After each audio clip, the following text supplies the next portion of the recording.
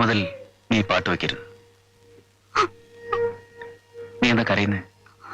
വെറുതെ ഇരുന്ന് കരയാൻ നിനക്കെന്താ ഭ്രാന്തുണ്ടോ? ഞാനൊരു കാര്യം പറഞ്ഞാൽ അനുസരിക്കുമോ? ഞാൻ പ്രസവിക്കാൻ പാടില്ലെന്നല്ലേ ഡോക്ടർ പറഞ്ഞുള്ളൂ. പ്രസവിക്കാൻ കഴിവുള്ള സ്ത്രീകൾ വേറെയുണ്ടല്ലോ. നീ പറഞ്ഞു വരുന്നത്? ഇക്ക സംശയിക്കുന്നത് തന്നെ. ഒരു രണ്ടാം വിവാഹം കൊണ്ട് ഈ കുടുംബത്തിന്റെ ദുഃഖത്തിന് അറുതി വരുത്തണം. അതാണ് എനിക്ക് സന്തോഷം. നിന്നെ ഇനിയും കണ്ണീർ കയത്തിലേക്ക് തള്ളിവിടണമെന്നോ? ഇല്ലെങ്കിലും എനിക്ക് കണ്ണീരല്ലേ ബാക്കിയുള്ളൂ. ഇക്കയും ഇക്കയുടെ ആൾക്കാരും തീരാ ദുഃഖം അനുഭവിക്കുന്ന ചിന്തയിൽ നിന്നെങ്കിലും എനിക്ക് രക്ഷപ്പെടാമല്ലോ. പക്ഷേ എന്നെ കൊണ്ടൊരു സാധ്യമല്ല. എന്നോട്ട് നിർബന്ധിക്കുകയും വേണ്ട. ഈ പിടിവാശി കൊണ്ട് ഒന്നല്ല, പല ജീവിതങ്ങളാണ് താറുമാറാകാൻ പോകുന്നത്. നശിച്ചോട്ടെ, എല്ലാം നശിച്ചോട്ടെ. എന്നെ ഒന്ന് സൗകര്യമായിട്ട് വിട്ടാൽ മതി. വേണ്ടി വന്നാൽ അതും എനിക്ക് ആലോചിക്കേണ്ടി വരും. നീ പറയുന്നതിന്റെ അർത്ഥം? അർത്ഥം ഒന്നേ ഉള്ളൂ. ഇക്കയുടെ സമാധാനപൂർണമായ ജീവിതത്തിന് വിലങ്ങുതടിയായ ഞാൻ ഇല്ലാതായാലോ? നീ ഇത്ര ക്രൂരമായി സംസാരിക്കരുത്. ഒരു കുഞ്ഞിനെ കാണുവാനുള്ള ആഗ്രഹം എനിക്കില്ലാഞ്ഞിട്ടല്ല, അതിനേക്കാൾ വലുതാണ് നിന്നോടത്ത് ജീവിക്കാനുള്ള എന്റെ മോഹം. എന്നെ ഭ്രാന്ത് പിടിപ്പിക്കരുത്. നൂർജഹാനെ മൊഴി ചൊല്ലാതെ തന്നെ നീ ഒരു രണ്ടാം വിവാഹം നടത്തിയാൽ നിന്റെ ഈ രണ്ടാഗ്രഹങ്ങളും നടക്കുമല്ലോ മോനെ. രണ്ടാം വിവാഹത്തിൽ നിനക്കൊരു കുഞ്ഞുണ്ടായാൽ അതിനെങ്കിലും നൂർജഹാനെ താലോലിക്കാമല്ലോ. അവൾക്കത് എന്ത് സന്തോഷമായിരിക്കും. എല്ലാം ഞാൻ മനസ്സിലാക്കുന്നു, പക്ഷെ എന്നെ മാത്രം ആരും മനസ്സിലാക്കുന്നില്ല. മനസ്സിലാക്കുകയല്ല, ഈ നിൽക്കുന്ന ഇക്കയുടെ ഉമ്മ ബാപ്പാമാരുടെ ആഗ്രഹം ഇക്ക നിറവേറ്റി കൊടുക്കണം. അവരുടെ മനസ്സ് പൊരിഞ്ഞാൽ അതിന്റെ ശാപം എനിക്കായിരിക്കും. ആ ശാപഭാരവും പേറി ഇനി ഇവിടെ ജീവിക്കാൻ എനിക്ക് വയ്യ. ഞാൻ കാരണം ആരും ഇവിടെ ദുഃഖിക്കണ്ട. നിങ്ങളുടെയൊക്കെ ആഗ്രഹം പോലെ നടക്കട്ടെ. രണ്ടാം വിവാഹത്തിന് എനിക്ക് സമ്മതമാണ്.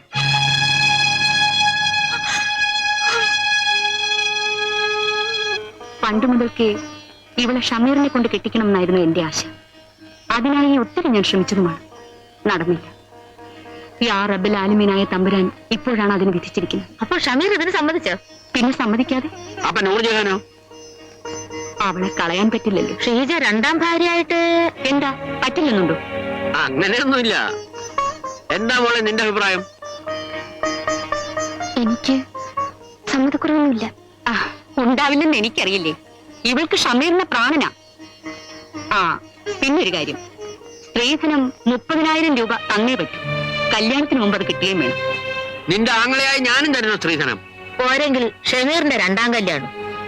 കാശിന്റെ കാര്യത്തിൽ ഉമ്മബാപ്പമാരുമില്ല, മക്കളുമില്ല, പിന്നെ അല്ലേ ആങ്ങളെയും പെങ്ങളും. കുഞ്ഞലീമ എന്താ പറഞ്ഞത്? രണ്ടാം കല്യാണമല്ലേന്ന്. മൂന്നാം കല്യാണമായാലും സ്ത്രീധനം കിട്ടാത്ത ഒരു ഏർപ്പാടിന് ഈ റമിലേക്കാക്കണ്ട. നിനക്കങ്ങനെ വാശിയാണെങ്കിൽ തന്നേക്കാം. എപ്പോഴായാലും എനിക്കുള്ളതെല്ലാം ഇവൾക്കല്ലേ. പക്ഷേ ഒരു കാര്യം, ഈ സ്ത്രീധനത്തിന്റെ കാര്യമൊന്നും ഷമീർ അറിഞ്ഞു പോകരുത്. ഇല്ല.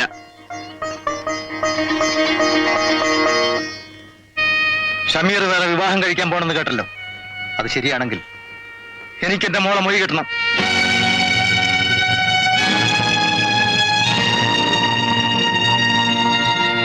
മൊഴിയെല്ലാം വേണ്ടി ഞാൻ അവളെ നിക്കാഹ് ചെയ്തിട്ടില്ല.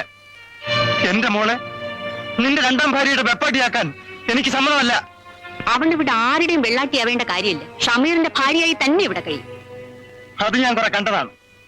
ഈ വീട്ടിൽ കാലുകുത്തിയതിനു ശേഷം സന്തോഷം എന്താണെന്ന് എന്റെ മോൾ അറിഞ്ഞിട്ടുണ്ടോ? കണ്ണീരൊഴി ഏതെങ്കിലും ഒരു നിമിഷം അവരുടെ ജീവിതത്തിൽ ഉണ്ടായിട്ടുണ്ടോ? പിന്നെ കൂനുമ കുരുകൂടിയായാലോ? വേണ്ട, ഞാൻ ജീവിച്ചിരിക്കുന്നത് വരെ ഈ നരകത്തിൽ കടന്ന് ബന്ധിതരാൻ ഞാൻ അവളെ അനുവദിക്കില്ല. നൂർജഹാന്റെ നിർബന്ധപ്രകാരമാണ് ഷമീർ വേറെ വിവാഹത്തിന് തയ്യാറായത്. നിർബന്ധമാണെങ്കിൽ ഞാൻ ബാപ്പയുടെ കൂടെ പോരാ. എന്നാലും ബാപ്പ എന്റെ മൊഴി വാങ്ങരുത്. ഒരു ഭാര്യ എന്ന ബഹുമതിയോടുകൂടി മരിക്കാനുള്ള അവസരം ബാപ്പ എനിക്ക് നഷ്ടപ്പെടുത്തരുത്. ബാപ്പ നൂർജി, എന്താ നീ പറഞ്ഞത്? നീ ഇവിടുന്ന് പോകേ. അതിനുവേണ്ടിയല്ല നിന്റെ വാക്ക് കേട്ട് ഞാൻ രണ്ടാം കല്യാണത്തിന് സമ്മതിച്ചത്.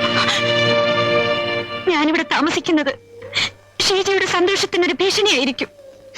ഞാൻ കാരണം അവളുടെ ജീവിതത്തിൽ അവസരങ്ങളുടെ ഒരു കൊച്ചു കല്ല് പോലും വീഴാതിരിക്കണമെന്നാണ് എന്റെ പ്രാർത്ഥന.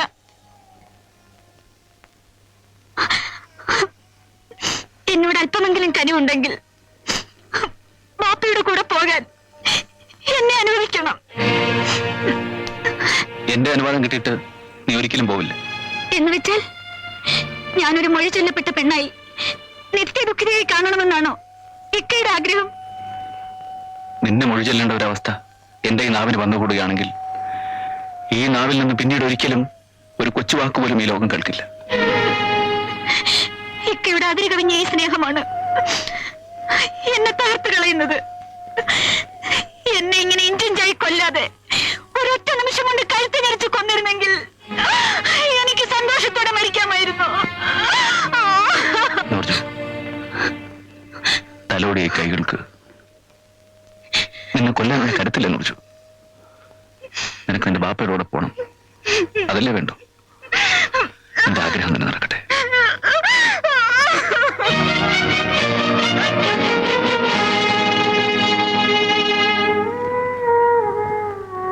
കുറച്ചുകൂടി ആലോചിച്ചിട്ട് ഒരു തീരുമാനം എടുക്കുന്നതല്ലേ നല്ലത്?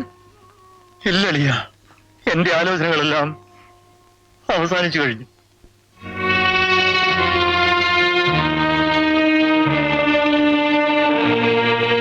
ഇതാ ഇക്ക വാങ്ങിത്തന്ന സ്വർണ്ണപ്പണ്ടങ്ങൾ.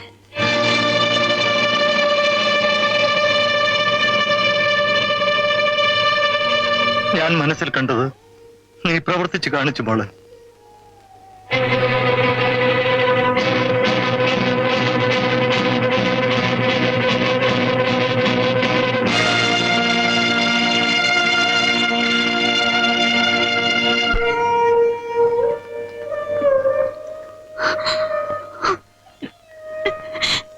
ഞാൻ വരട്ടെ അമ്മായി.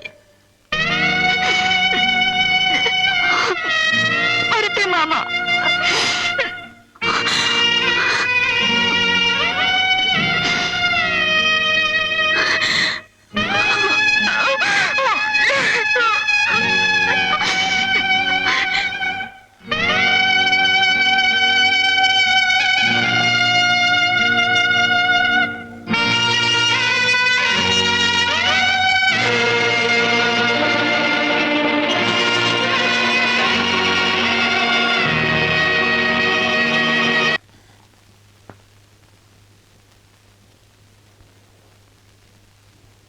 മോനെ, നീ രണ്ടാം വിവാഹത്തിന് സമ്മതിച്ച സ്ഥിതിക്ക് ഞാനൊരു കാര്യം ആലോചിക്കുക. സുലൈമാൻ മാമയുടെ മകൾ ഷീജയെ നിന്നെ കൊണ്ട് കെട്ടിച്ചാലോ എന്ന്. ഏത് പെണ്ണാലെന്താ, നമ്മുടെ ഇഷ്ടം നടക്കട്ടെ.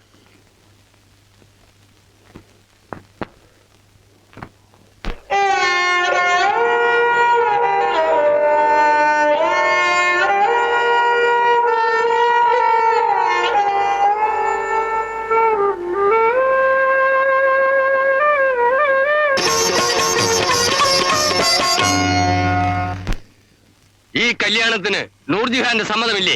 സമ്മതിക്കാതെ ആരെങ്കിലും കല്യാണത്തിന് ഒരുങ്ങുമോ? ഈ വിവാഹത്തിന് നിർബന്ധിച്ചത് തന്നെ നൂർജഹാനാണ്. മകന്റെ വിവാഹം മുടങ്ങിപ്പോകുന്നതിലുള്ള വിഷമം കൊണ്ട് ഈ സ്ത്രീ പച്ചക്കള്ളം പറയാം. ഇതൊന്നും കേട്ട് മുസ്ലിയാർ ഈ നിക്കാഹ് നടത്തി കൊടുക്കരുത്. ഞങ്ങളെ അവമാനിക്കണമെന്നുള്ള ഉദ്ദേശത്തോടെയാണ് അസ്രാലി ഇവിടെ വന്ന് ഈ കല്യാണം മുടക്കാൻ ശ്രമിക്കുന്നതല്ലേ? എന്റെ അളിയൻ അപമാനിക്കണമെന്ന് എനിക്ക് ലെവലേശം ഉദ്ദേശമില്ല. നല്ല ഉദ്ദേശത്തോടെയാണ് അസ്രാലി ഇന്ന് തയ്യാറായതെങ്കിൽ വീട്ടിൽ വന്ന് വിവരം പറയാമായിരുന്നില്ലേ? ഞാൻ മനഃപൂർവ്വം വരാതിരുന്നതാണ്.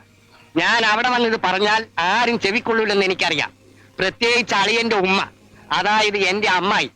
ഇവരുടെ കുതന്ത്രവും സമ്മർദ്ദവും മാത്രമാണ് അളിയനെ രണ്ടാം വിവാഹത്തിന് പ്രേരിപ്പിച്ചത്. അസനാലി അനാവശ്യം പറയരുത്.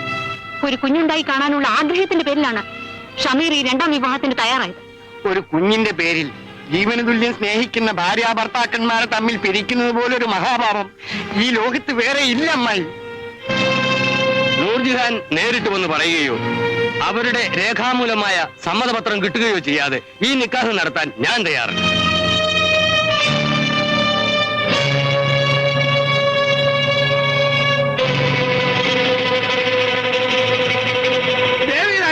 എല്ലാരും ഇരിക്കും, കല്യാണം ഇപ്പൊ നടക്കും. സഹിക്കണം. നീ എന്തിനാ കരയുന്നേ? ഇതൊന്നും കേട്ട് നീ വിഷമിക്കണ്ട.